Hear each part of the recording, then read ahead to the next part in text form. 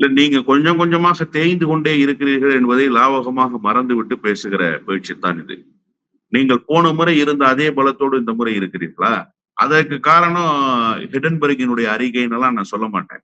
ஒட்டுமொத்தமாக நிர்வாக சீர்கேடு, இந்த அரசுக்கு இருக்கக்கூடிய ஆன்டி இன்கம்பன்சி, இவை ஒவ்வொரு முறையும் உங்களை பின்னடைவுக்குத்தான் இட்டுச் செல்கிறது.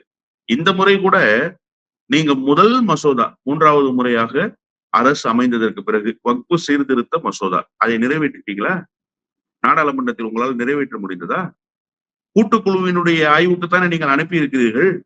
ஏன் கூட்டுக்குழுவினுடைய ஆய்வுக்கு நீங்கள் அனுப்பினீர்கள்? இந்த 11 ஆண்டு கால ஆட்சியில் முதல் முறையாக மோடி கூட்டுக்குழுவினுடைய ஆய்வுக்கு அனுப்புகிறார் ஒரு மசோதாவை. நீங்கள் மறந்துவிடக் கூடாது. அந்த நிலையை உங்களுக்கு இந்த நாடு உருவாக்கி இருக்கிறதே. அப்படி என்று சொன்னால் உங்களுக்கு பின்னடைவு தானே. நீங்கள் பின்னடைவை தானே சந்தித்திருக்கிறீர்கள். இது துவக்கம் தான். இன்னும் போக போக அதிகமான பின்னடைவுகளை நீங்கள் சந்திக்க வேண்டி வரும்.